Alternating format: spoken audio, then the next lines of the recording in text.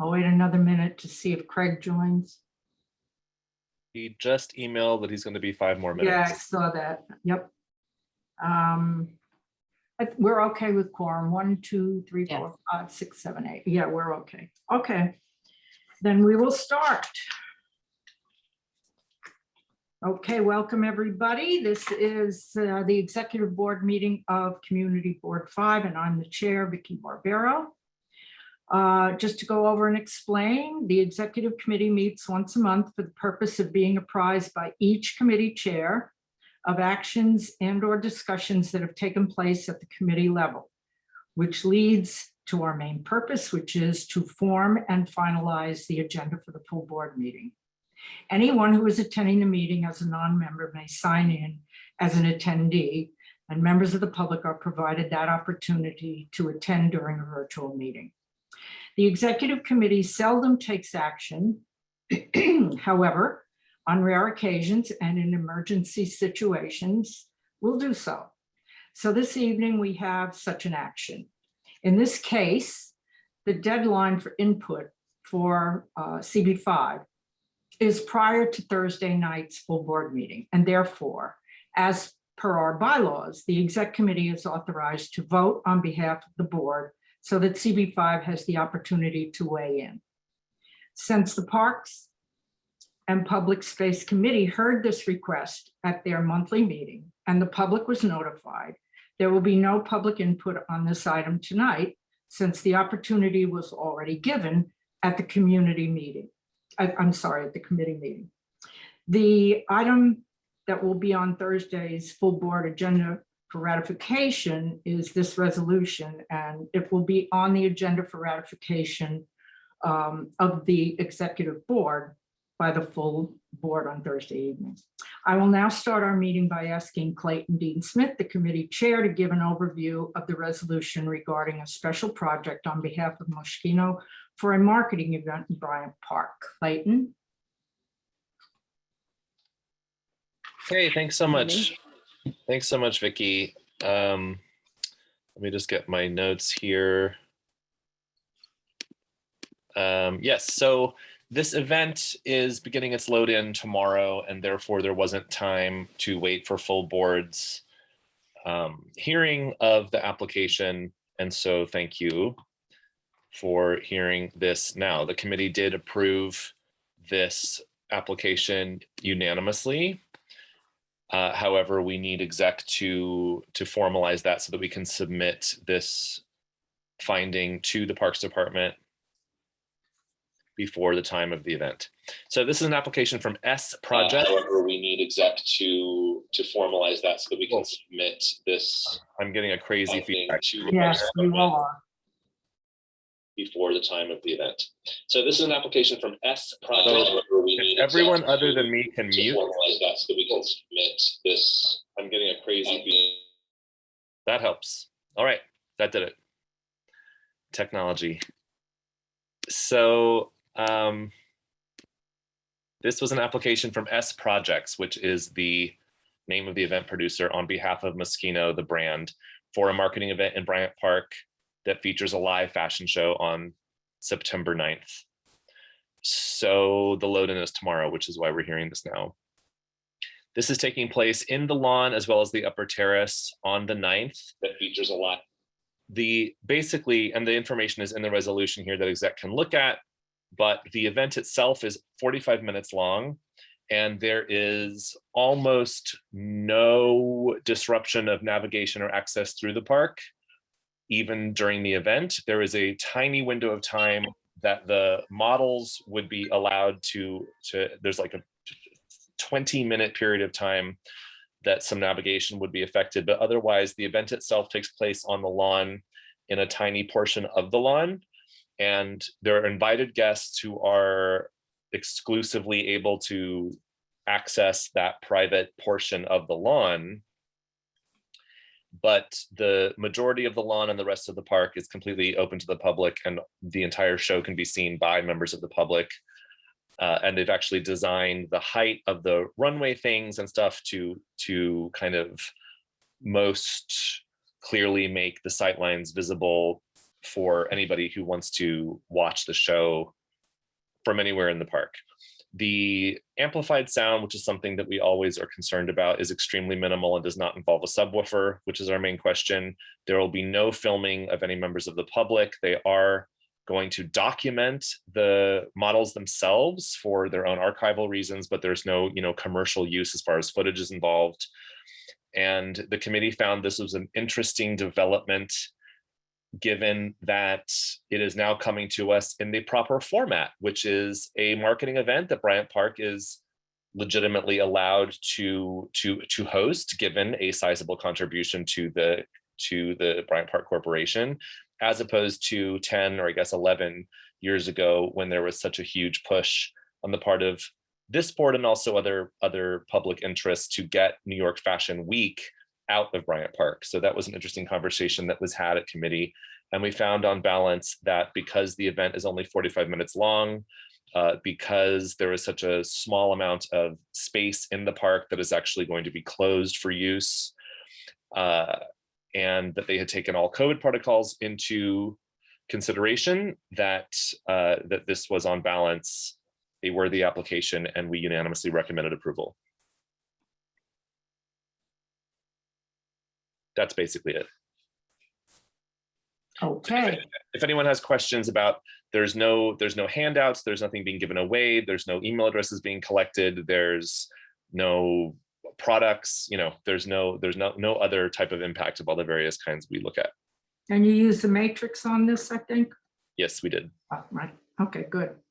Does anyone on the exec board have any questions on this application? Because we're going to vote on it. I have a quick question. Go ahead, Layla. Clayton, did you assess whether this event would have any negative impact on the hardscape of the park? It is a scenic landmark. I know that they take very good care of the park, but I just feel that I have to ask the question. Yes, it's a very, very good question, Layla. And actually, now that you say that, I think that this language is not in the resolution. And so I will take that as a proposal for a friendly amendment, which I will then write. But yes, they actually are building the runways on this special kind of porous base, so that it'll be there for one day, but that even for the course of that day, air will be able to circulate, etc., underneath it to minimize the impact of the weight of the runway on the lawn. So they actually engineered that in response to that exact concern. But obviously, Bryant Park Corporation is as concerned about that as we are. And that did go into their kind of calculations about how to plan the event. And I want to add that to the reso. Okay, awesome. Thank you. Great. Thank you, Layla. And Clayton, does anyone else have any questions? Are there any comments? Layla, do you have a comment? No, sorry, Oh. I'll. Okay. Anyone else? Okay, I think we can then take this to a vote. Craig, do you want to read? Now that you've joined us, thank you so much. Okay, so Vicky, Yes. Nick, Yes. Clayton, Yes. Craig is a yes. Julie, Yes. Aaron, Yes. EJ, Yes. Layla, Yes. Sam, Yes. Matt's not on, right? Right. And Renee. Yes. Yes. Good. I think that's everybody, right? Okay, great. Thank you so much. The resolution passes. It goes on the agenda for Thursday night for the full board to ratify. So thank you very much. And that moves us on to the committee reports. We'll start with T&E. And in reference to our first T&E resolution this evening, we received a request from the Fifth Avenue Association and other business improvement districts in the area around Fifth Avenue to table the T&E resolution regarding the Fifth Avenue busway until the October cycle. So EJ Kalifarsky, the T&E committee chair, will explain the resolution and the reasons that lead up to our decision to keep the resolution on the agenda for Thursday's full board meeting. EJ? Sure, thanks, Vicky. So T&E took 2 votes at this month's committee meeting. The first was related to the Fifth Avenue proposal that Vicky just mentioned. It was initiated by a presentation from the city DOT on proposed busway traffic restrictions on Fifth Avenue.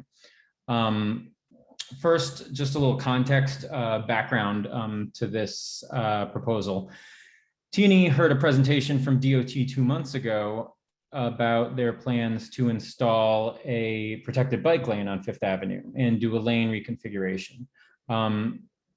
T&E decided at that meeting not to take a position on those plans because the committee felt the DOT had not adequately given either CB5 or their own community advisory board meetings on Fifth Avenue enough notice that they were coming back to the community with changes to Fifth Avenue, with proposed changes to Fifth Avenue, after withdrawing their initial plan last fall in 2020. This time they gave the community about 3 days warning, and we didn't feel like the community had enough time to consider that plan, and DOT still hadn't provided T&E with data on prior reconfigurations that they had been promising us. Without comment on that plan, DOT went ahead, without our comment on that plan, DOT went ahead and implemented the lane. Following that, they returned to their community advisory board, or CAB, and started sharing their next plans for Fifth Avenue, implementing turning rules on the avenue to create a busway along the lines of what they've done on 14th Street. Over a series of these CAB meetings, they presented their plans and faced in return with concerns from community members and retailers and bids on Fifth Avenue. They ultimately decided to scale down the proposed turning restrictions, reducing it from a full busway where cars would always be required to turn off at every block to a busway that's now proposed with 2 specific turnoff points at 55th Street and at 45th Street, but where cars could frankly travel up to 10 blocks in between. So at T&E this month, DOT returned to present this scaled down busway rule. And this time we felt there was adequate notice after they'd presented it and adjusted it for several CAB meetings over the course of a couple months. The committee felt that the scaled back proposal was pretty in line with other efforts that the city is doing in the district to reduce congestion, primarily to increase bus speeds and to reduce accidents in line with Vision Zero, particularly as accidents affect pedestrians and bicyclists. And the committee also considered the fact that the 14th Street busway has not caused the kind of catastrophic traffic on side streets or the economic decline or reduced patronage of businesses on 14th Street that some people had been concerned would happen. We also heard a presentation in response to DOT's busway proposal from the Fifth Avenue Association, in which they disagreed with DOT's focus on short-term traffic rules, and they instead laid out a multi-year capital plan to improve the Fifth Avenue corridor with expanded sidewalks, a natural green corridor of expanded pedestrian space and greenery, reconfigured traffic lanes with reduced travel lanes, narrower crosswalk crossings, a protected bike lane, and dedicated bus lanes. The committee frankly loved this proposal and thought it was an excellent way to make permanent and beautify with permanent materials, some of the lane reductions that DOT has already implemented. But no one on the committee really considered this vision incompatible or in any way at odds with the turning restrictions that DOT is proposing for the short term. So ultimately, the committee adopted a resolution that okayed DOT's proposed turning rules, required that DOT continue their CAB meetings with the community as they as these rules are implemented and reported back on. And we also strongly endorsed the Fifth Avenue Association vision for the corridor, saying that we'd love to help make it a reality over the coming years. And this resolution got a unanimous vote from the T&E committee at our meeting, with a vote of 13 to 0 to 0 to 0. As far as the request that that the board office received to delay voting on this issue at the full board for another month, because primarily of the calendar, the holidays during the high holidays during the month of September, and other things like the start of the school season. From a practical standpoint, delaying this vote another month would definitely deny Community Board 5 the chance to weigh in as a board on something that DOT has told us they will certainly move forward with in September. And frankly, it's just sort of hard to see why we delay voting on this specific issue because of the calendar, but not any of the other issues on our on the board's docket this month. That would be pretty inconsistent. Okay, thank you, EJ. Does anyone have any questions on this resolution?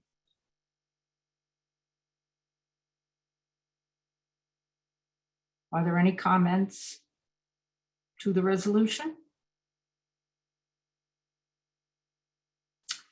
Okay, seeing none, we will move on to you have two, right, EJ? Yeah, Lexington Avenue. Yep, there's a second one. That first one was a long explanation and this one won't be.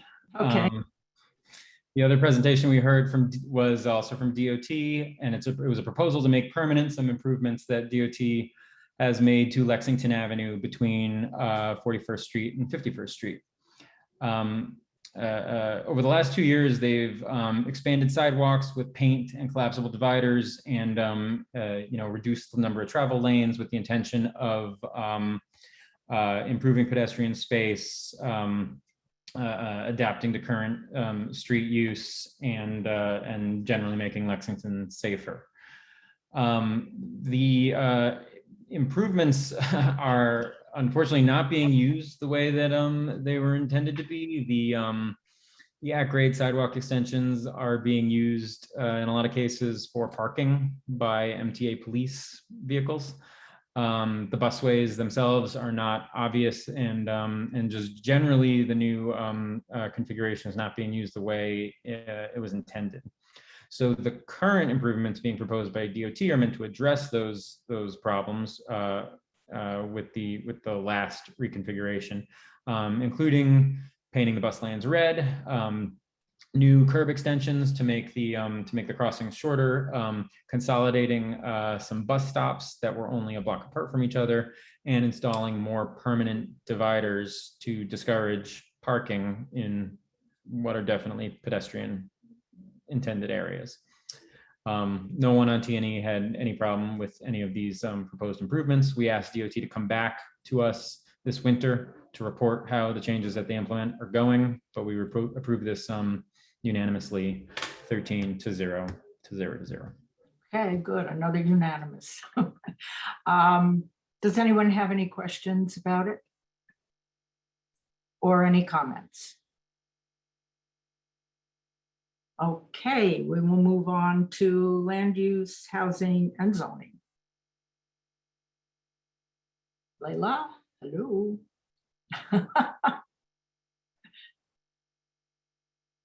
Sorry, am I next? Yeah, do you want me to skip until you? No, that's okay. Okay. That's okay. Which committee are we doing first? Land use. Okay, sorry about that. No, that's- So we had one item on the agenda. It's a ULURP application.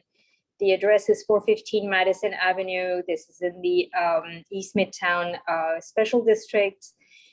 This is a site that is located at the corner of Madison Avenue and 48th Street. It is directly across the street from the JP Morgan Chase headquarters.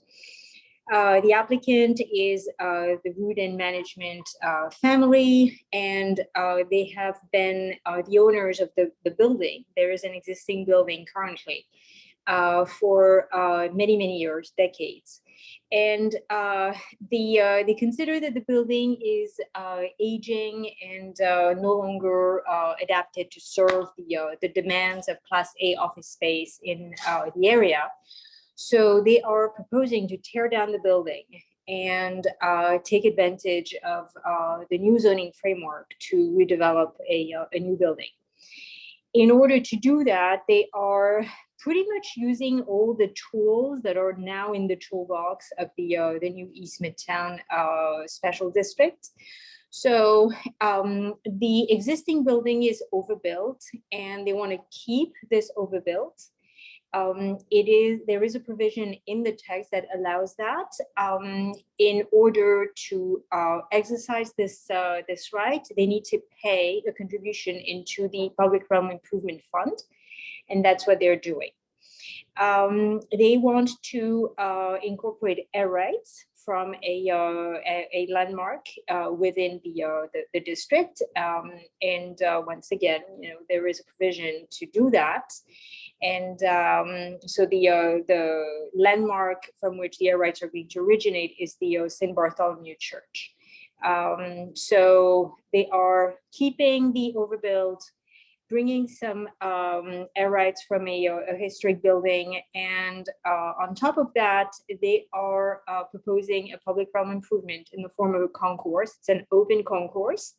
The concourse is going to be located at the corner of 48th Street and Madison, so it would be the northeast corner.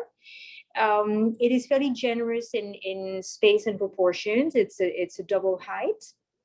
And the reason why this concourse is particularly valuable is that it is going to be directly adjacent to an entrance to East Side access. The entrance and the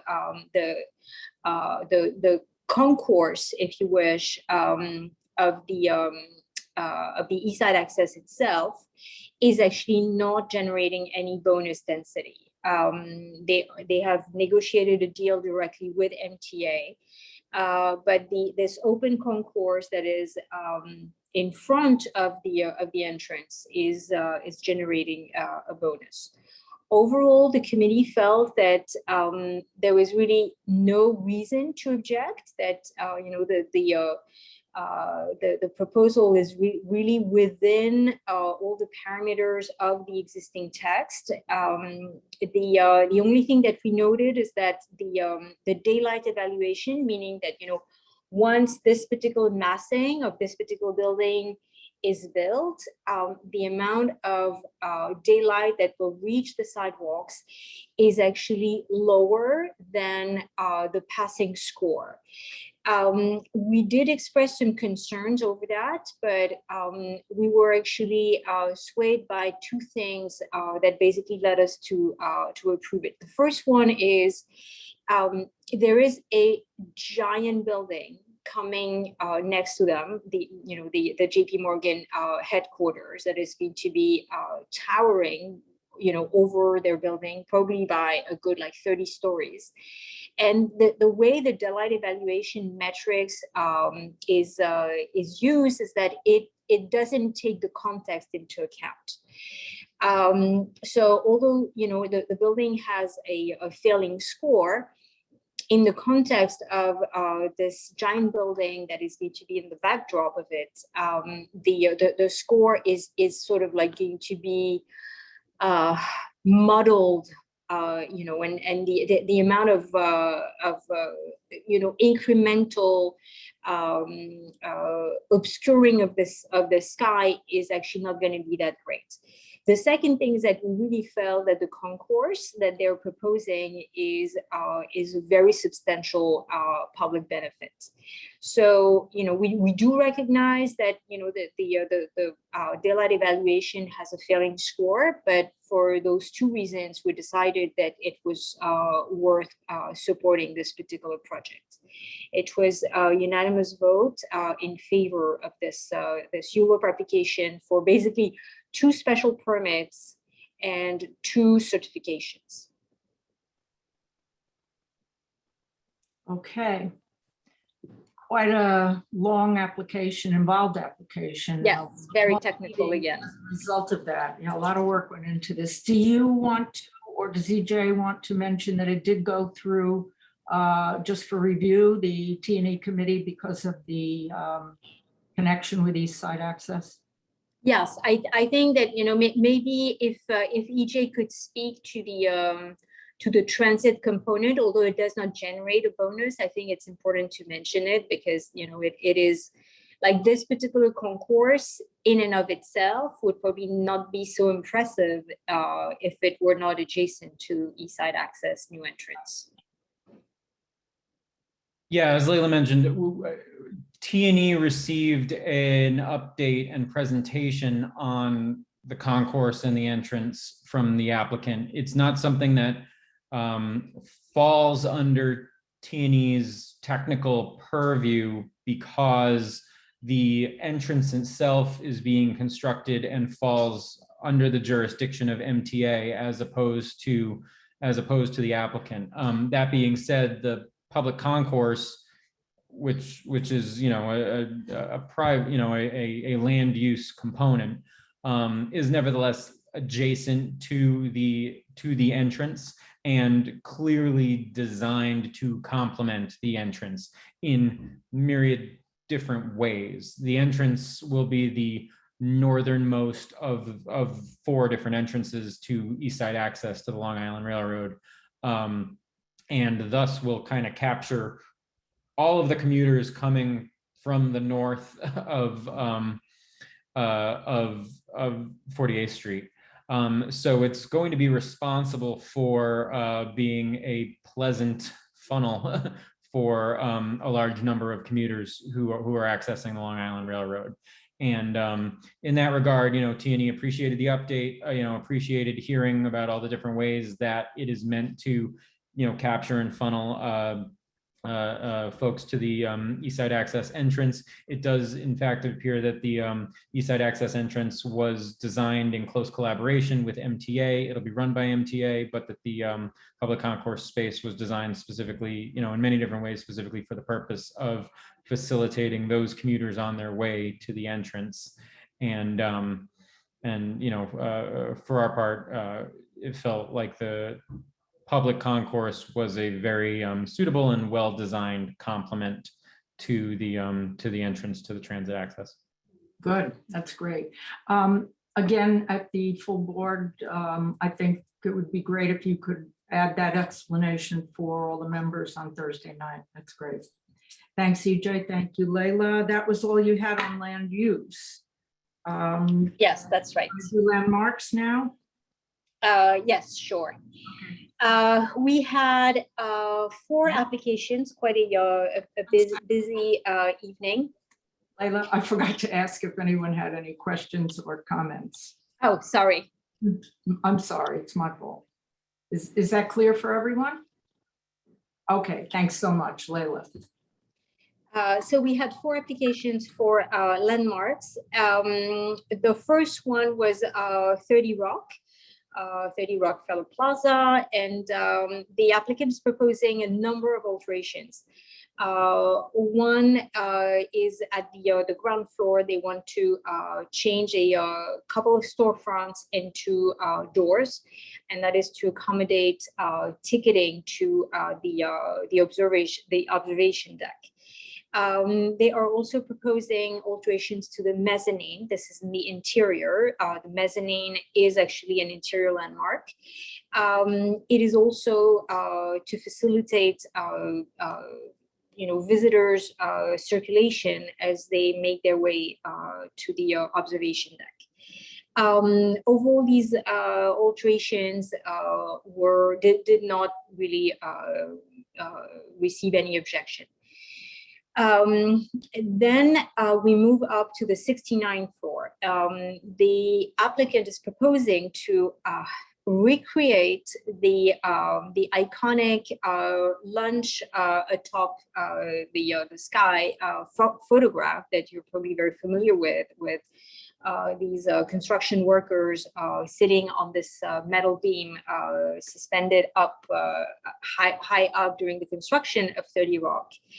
And the way they're doing that is that they're basically installing 3 beams that are where people are going to be able to sit And then there's a system that will basically lift those beams up, a couple of feet up from the floor, from the ground, the floor, and people will be strapped. There's a backrest, no risk of people, falling off or experiencing any injuries.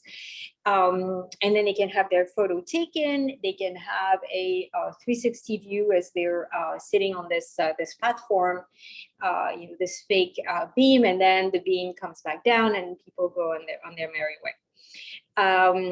Overall, it is done in a clever way.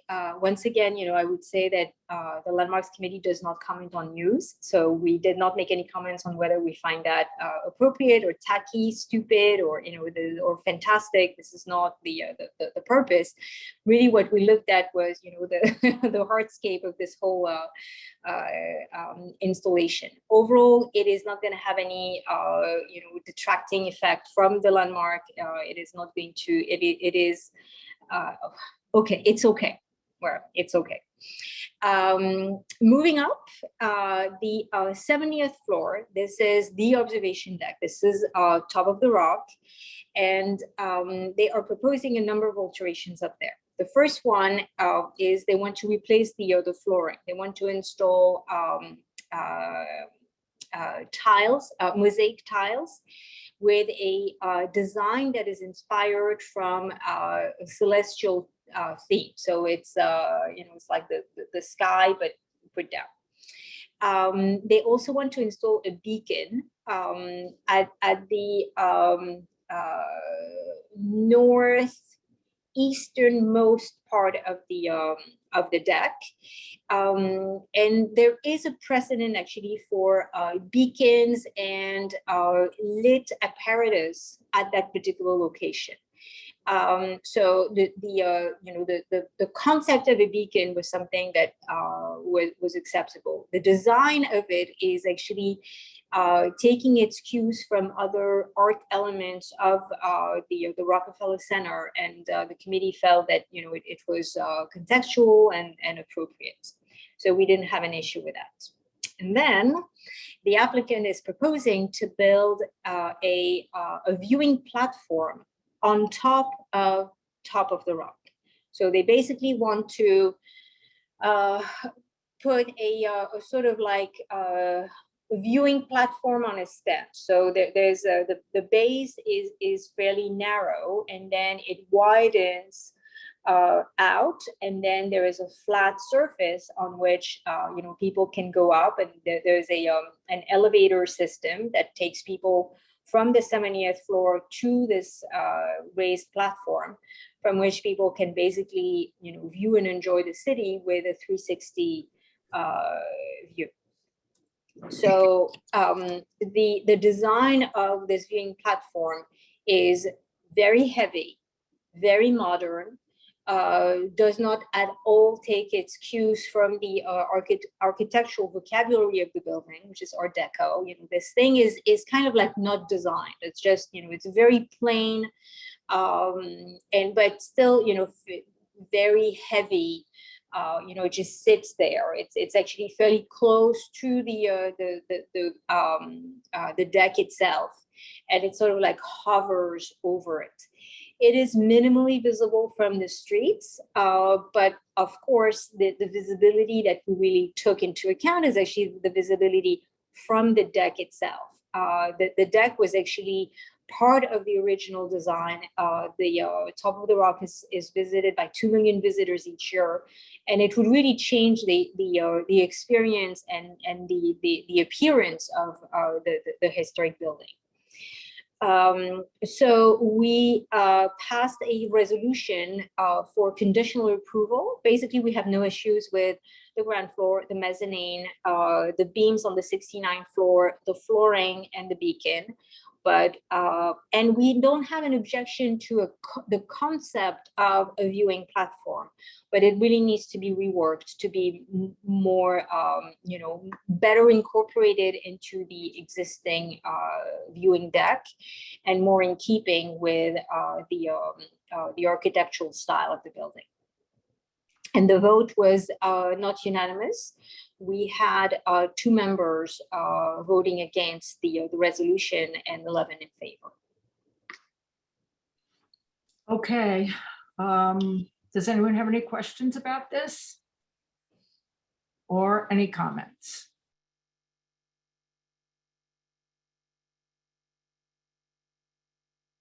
Okay, seeing none, we will move on to the next resolution. Okay, so the next application was 744 Fifth Avenue. This is actually the Bergdorf Goodman building. The applicant is Van Cleef and Arpels, the jeweler, and they occupy the southernmost portion of the building, or of the storefront level. They are proposing 2 things. The first one is they want to install new signage. Overall, they want to take a pretty large sign that sits above the main entrance. It's actually really very large. And they want to actually make it much smaller, and they want to install it above the 2 show windows that actually flank the entrance. A cleaner, more elegant way of displaying their name. We had no issue with that. The applicant is also proposing a master plan for future temporary installations. Basically, they like to do stuff to the facade. Last year they slapped giant flowers. They encased the facade into this sort of like woven material that was meant to mimic, I don't know, a basket or something. And they like these kinds of temporary events. The rule, though, is that you can do 2 of those and get approved by the staff of LPC. If you want to do more than 2 per year, you need to come up with a master plan, and you need this master plan to go through the more extensive review process. This is why they're in front of us. We had quite a bit of discussion over what constitutes temporary, because in essence, it would be more often than not, there would be something hiding the facade. And we also had some conversation about the lighting, because there's maybe some zoning issues that may conflict with what they're trying to achieve. Overall, we felt that once again, looking at the hardscape, we felt that, it was minimally intrusive. They're able to do all these installations, leaving the facade pretty, untouched, using existing anchors and doing a pretty good job of basically, slapping all of this material without disturbing the facade.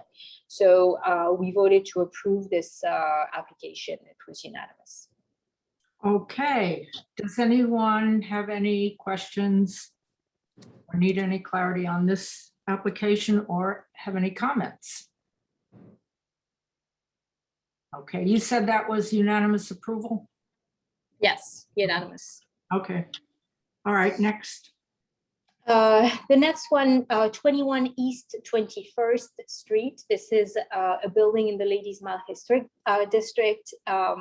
It's between Broadway and Park Avenue South. The applicant is proposing a new 2-story storefront.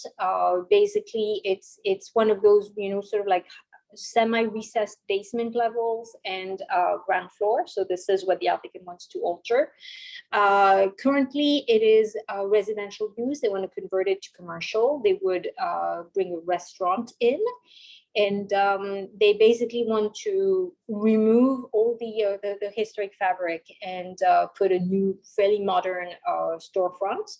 They want to install a lift to provide ADA compliance. It's actually a kind of lift technology that is not approved in New York City.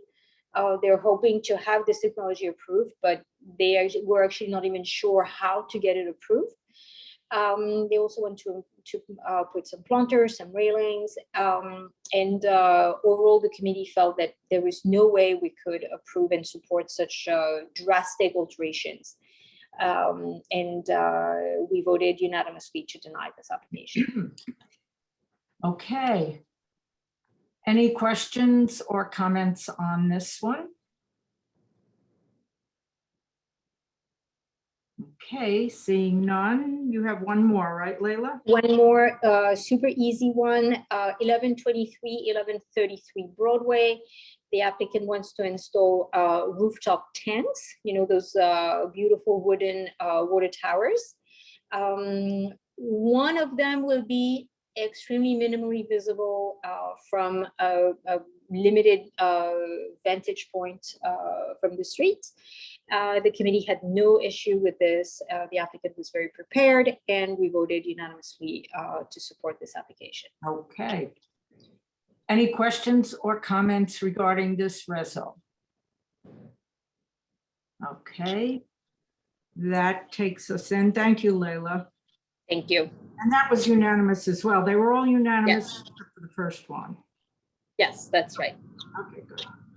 Parks, Clayton. Okay, thank you. We had 2 additional resos this month. So it's been interesting. The floodgates have opened and we have gotten applications, or the city has gotten applications for events again in parks. So here we go. The first was an application from a group called Momentum on behalf of Verizon for a marketing event in Bryant Park.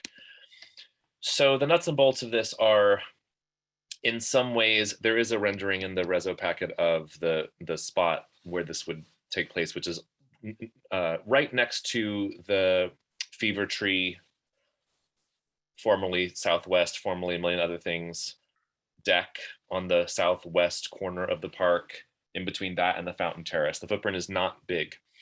There are many ways in which this, and we ran this through the matrix, this event have really minimal impact in a lot of categories that we look at. But there are a couple that are larger. So this event is taking place over the course of a week. So the duration, for example, is probably the biggest impact. It doesn't affect any navigation or anything like that. It's a 8x8 cube that is being built, which is promoting a virtual reality experience that a hapless member of the public could avail themselves of by scanning their phone over a QR code that would be located somewhere on this cube. It would have one staff member, no sound, no filming, many ways in which it's very low impact. But Verizon was the event sponsor of an event in 2014, I think, that was one of the most egregious that we've seen, with a big, huge illuminated sign that was visible from the Fountain Terrace over 6th Avenue that was super problematic. And so what the committee decided to do was, because this event did pass the matrix, but we had these concerns, this is one of those situations where we issued a denial unless resolution, and the denial is unless the applicant agrees and provides receipts about the size and design of the logo and or illumination on the side of this structure that might be visible over 6th Avenue. At the time of the committee hearing, they were not, I won't even say willing, they didn't have the information about what that might look like. So given the absence of that, this is a denial unless. Every other element of the event, aside from the duration, we didn't take issue with. And I mean, Aaron, correct me if I'm wrong, but I don't think that we've made any headway in the interim since from the applicant. Yeah, I sent him an email like right after on Tuesday or Wednesday morning to try to get us information before this meeting, and we haven't heard from him. And I just sent another follow-up on the email thread with the other Bryant Park person on there. So. Great, thank you. So, this is why denial unlesses exist, which is to leverage what political pressure we can ahead of the event application, so the Parks Department knows our concerns, and we don't want there to be a big, huge illuminated Verizon logo visible over 6th Avenue. So that's why the resolution is written this way, and we did have unanimous approval of this denial, if that makes sense. It sounds like you won't get any anything further, but in the event that you might, and you will before Thursday night, could the actual resolve change? Yeah, so our opinion, our feeling at the committee level was if they actually do come back with specific plans and the illumination, the logo is not illuminated at all, for example, and it's also placed in a position or size that are not egregious, then this is kind of the carrot for the applicant is like, look, we could support this event because you passed the matrix generally without these concerns. So yes, if we did get that information by full board, then I would actually, and I believe the committee agrees with this position, turn this into an approval, given that our concerns were met. So, Right, before it that even gets to the full board. yeah, and that might occur. Okay, it's possible. Okay, any questions or comments from anyone regarding this? Nick? I have a question. So given the converse situation, let's say we don't hear anything by full board, are you presenting a denial? Or are you going to keep it as a deny unless and leave their condition open? I think, well, historically, what we've done in this circumstance is leave it as a denial unless, so that there's still room for the applicant to make some commitments or specific changes even after full board, just to the parks, because the Parks Department, there are times that I get on the phone with the Parks Department after full board and we can continue to hammer something away once our position is clear and on the record. So we still have room to exact some influence even after we pass this resolution. So I think the denial unless, it probably still gives us the most flexibility. Sounds good. Okay, anybody else?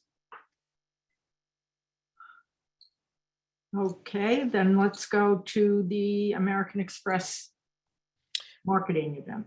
So the next event is an American Express sponsored marketing event in Madison Square Park. There are some images in the Reso packet draft that you've gotten that'll be shared at full board. So this is kind of random, but American Express is kind of positioning themselves as like a champion of people working remotely or something. So the idea of this event is some workspaces, which will have like power charging outlets for devices and like a little desk thing in Madison Square Park. There is a piece of this event that would be like a kind of a billboard that has fold down desks and what snacks or something, like you would get something out of it. This part was very odd. We didn't quite understand exactly what was up with this event. The third element was like a public phone booth shaped thing, which would allow someone to duck in to make a super important business phone call on their cell phone while in the middle of Madison Square Park. So all super important. People really need this. It's very, very important. We thought it was a little bit ridiculous, but we also are happy that American Express wants to, give 6 figures to Madison Square Park Conservancy, who have had almost no event applications, for a year and a half. So we ran this through the matrix, and these particular elements are going to be in the gravel areas of the park, which at this point in history, the Conservancy has done a great job of managing expectations with event producers ahead of time, that is the only place anything can ever be in the park. So very happy that we've gotten to the point that it's just assumed that the gravel is the only place anything can ever be. There were a lot of COVID cleaning protocol concerns about the phone booth and stuff. And so they had a lot of answers. All that language is in the resolution about wiping stuff down and controlling that. And if there's some kind of queuing because of the insane public demand for the phone booth, how a staff member would manage the time spent in the phone booth, etc. So I'm rolling my eyes a little bit, but I mean, I don't know, maybe there'll be scores and scores of people who want to use this thing. The logo, the Amex logo, is extremely minimal. We did not have, there's no amplified sound. They're not filming anything. All the things we looked through, there really wasn't any concern. So of course, it's like a weird and tacky marketing event, and we don't love that. But all things in balance and working through the matrix, we really didn't have anything to oppose. So we did support this unanimously. You know, I'm so glad you said what you said because I watched that and I really didn't get it. I'm so glad you said you were confused too. I kept saying, what are they doing? I still don't get it, but okay. Whatever, I mean, as you said, there may be throngs of people waiting to do this. We shall see. And it wasn't offensive, so be it. Anyone have any questions or comments? Okay, that ends the resolutions that we have. What I'd like to know is, Renee, are you still on? Yes, I'm still here. Okay. Yes. Anything, I know you had a committee meeting. Would you like to talk about what went on and then let us know if there's any reason to have a report to the full board? Sure. We had a committee meeting with 3 items of discussion, no resolutions. The first was a presentation from Times Square Alliance, and they talked to us about what they're seeing in the district in terms of pickup in the ped counts that they're seeing in the area. They also spoke about some of the initiatives that they have. I think Marisa put it on the website. There's this app that people can respond to if they see problems, and it doesn't go to the NYPD. It goes to the bid, and they're working with outreach providers and a bunch of people. So that was kind of really interesting to learn. Our second item was a conversation with an expert in data privacy, and that came about from the restaurant bill that unfortunately, due to timing, we didn't have a chance to weigh in on. We had spoken to Councilmember Power's office had sponsored the bill, and we had spoken to him. We thought that we would have the opportunity to weigh in, and we didn't, but we got some information and education about data privacy, opt-in, opt-out, what the state is likely to do, what states across the country have done in terms of data privacy, because we think that issue is going to come up again. And then the final issue was simply discussing budget, all things budget. We're working away on our silos, and just a reminder to all the committee chairs, if they have budget items, to please let us know, because that's coming up for our next meeting. Okay, do you think that we should apprise the board of any of this, or are some of them continuing? For instance, the data privacy one, is that continuing, or are we finished? I mean, the expectation is that issue will rise again. Okay. There is a provisional state. There's legislation in the state that has not passed, but will conflict with the city legislation. So we're just keeping an eye on that and trying to understand it, because it's kind of complicated stuff. Okay. I think just in terms of the budget, encouraging anyone who has any requests, any recommendations, any needs that they have noticed, whether individually or as part of any community group or neighborhood group, that would be useful. Okay, would you like to do that at the full board level, or do you want to send out an email? How do you want to request any information? I don't mind either one. I can do it an email. I can do both, actually. Yeah. All right, how about quickly reporting on it at the full board meeting? We'll put you down the next report, okay? Fabulous, thank you. Okay, thanks, Renee. Nick, how about PSQL?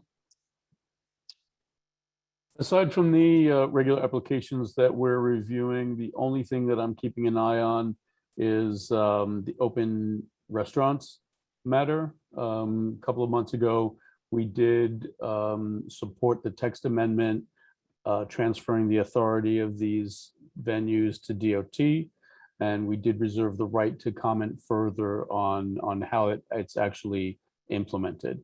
So as soon as we have the opportunity to comment on that, we will take that up. Okay, so But no. nothing at the moment. Okay, good. All right, so no report from PSQL, but that could happen next month or whenever, and then we will have a report from Renee.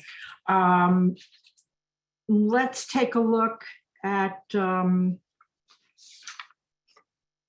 the order. Usually, Leila, you are concerned about, whether or not you have either large groups or number of applicants, large groups of, large numbers in the application. Do you want to go first? Do you think landmarks or land use should go first? So I have a large team of applicants for 30 Rock and a large team of applicants for the land use application. Okay. Maybe we can do land use first. Okay. I think it has some. It's really the big item for the evening. It's transportation. It's more density. It's a big application. And then I will really leave it up to you. We can do landmarks right next, or we can do T&E. I don't know if EJ anticipates a large turnout from members of the public for the Fifth Avenue application. So I don't know, maybe he wants to get that out of the way. Okay, maybe Quite frankly, I'm flexible, with whatever. I would want to do land use before landmarks, but I will leave it to you and other committee chairs. Okay. How about if we do land use first and then T&E and then landmarks? How does that sound, EJ? That sounds fine to me. I don't have a particular preference on order. I feel like anyone coming out to speak will do so during the public session at the beginning. So the order does not matter that much from my perspective. Okay. So Leila, do you want to have a break in between? Okay. Yes, So that would be perfect. okay. So land use is number 1, T&E number 2, landmarks number 3, and parks number 4. Okay, Clayton, that's okay. All right. I think that takes care of everything. I know, Marisa, you're having trouble unmuting. Is that okay? Do you have any questions that you need? No. Okay. So I think that takes care of our agenda for the evening, and we've put together the one for Thursday full board meeting.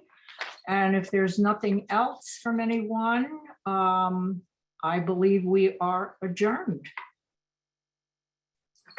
Okay, it is 7 o'clock on the dot. I look forward to seeing you all Thursday night. Thank you so much. Have a good rest of the evening. Thanks, Vicky. Thanks, Thank you, Vicky. Have a good night. Good night.